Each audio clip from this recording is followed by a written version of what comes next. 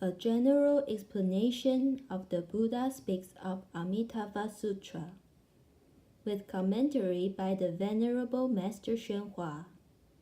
Verse for opening a sutra. The unsurpassed, profound, and wonderful Dharma is difficult to encounter in hundreds of millions of yons.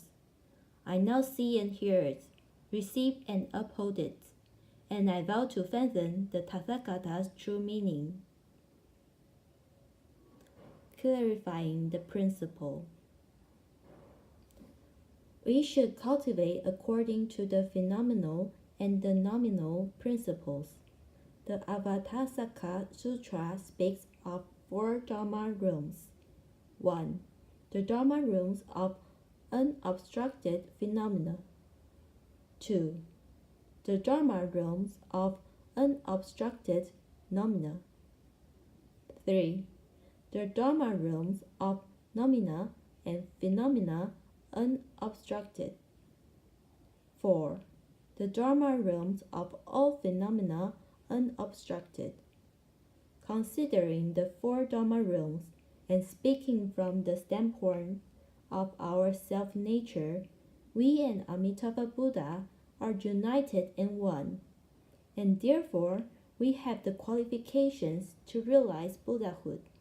The phenomenon has a mark and a manifestation.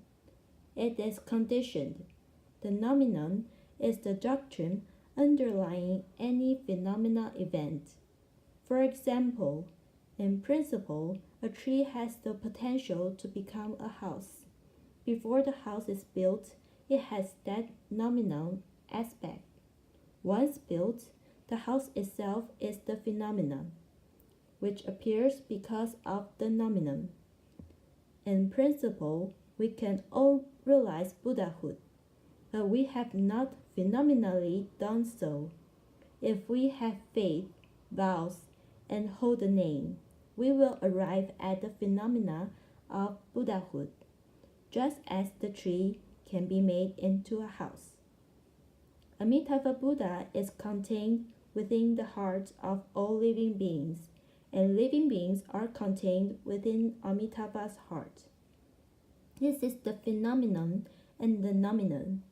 You must believe in the doctrine and energetically practice it by reciting the Buddha's name more and more every day.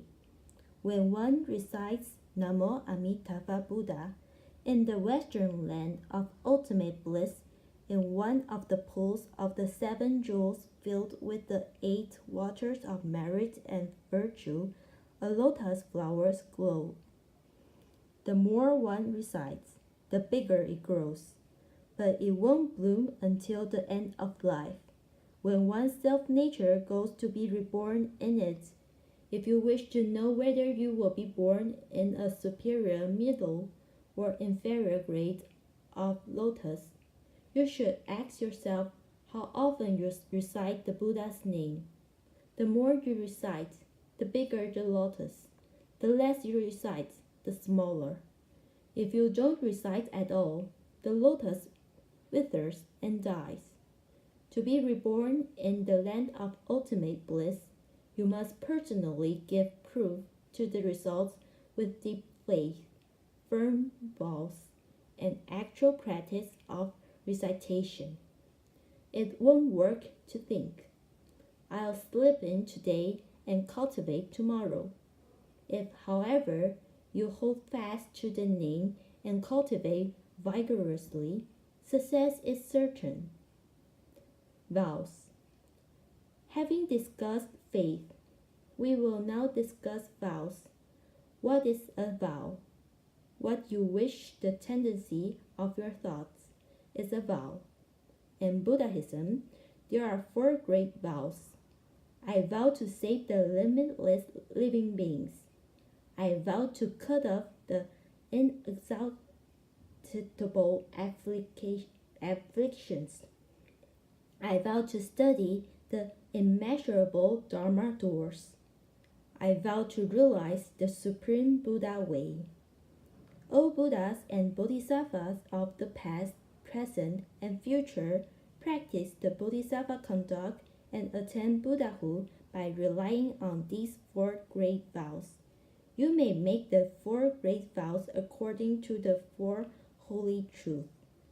According to the truth of suffering, I vow to save the limitless living beings. According to the truth of origination, I vow to cut off the inexhaustible afflictions. According to the truth of the way, I vow to study the immeasurable Dharma door. According to the truth of extinction, I vow to realize the Supreme Buddha way. The four great vows come from an awareness of the suffering of living beings. For purposes of clarification, suffering is divided into groups of 3, 8, and limitless sufferings.